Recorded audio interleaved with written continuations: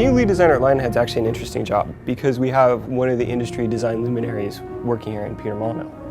So I work very closely with Peter to define the game vision, and then I work specifically day to day on the team trying to bring those pillars and that vision to reality. And along the way I work pretty much several times a week with Peter reviewing the game, talking about the game, and trying to execute on both what we want to do and what he is encouraging us to do.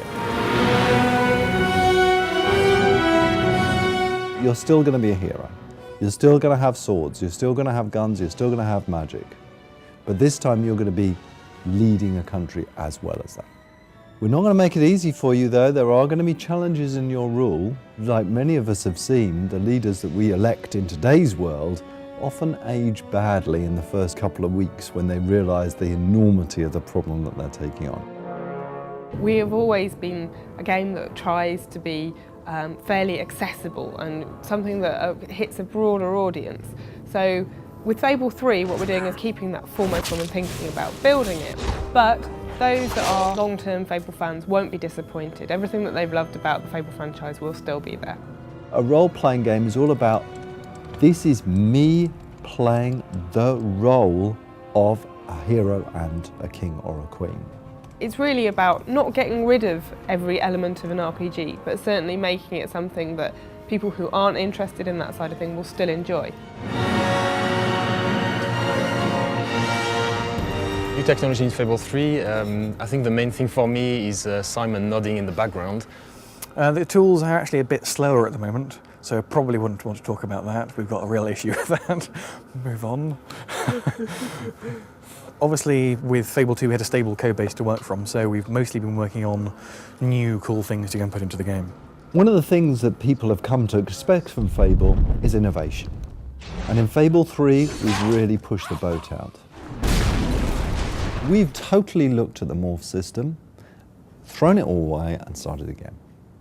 And the first thing that we've got is something called extreme morphs. Now, these extreme morphs are on an expression. So you're walking along and someone just upsets you. You can press this expression and out of your back appears these huge angel wings. A shaft of light comes down and shines on you.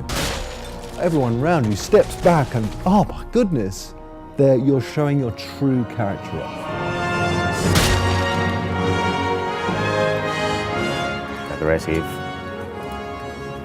smile, stern. We've got hot syncing in the tools now, so all the artists can edit a texture and pop it into the game immediately just by hitting a button, and it never fails, obviously. Can I redo that bit? Never works. Never works. That's a Freudian slip. There's another thing which I think we could use for morphing, which is really interesting, which I've never seen before. And that is the weapon that you use. Why not have weapons change as you use them, that adapt themselves visually to your combat style and to your alignment? So imagine, how do you make the evil sword of ages? You make it by using it in an evil way. And as you use it, as you kill innocent victims, so you will see it glow and drip with blood all the time.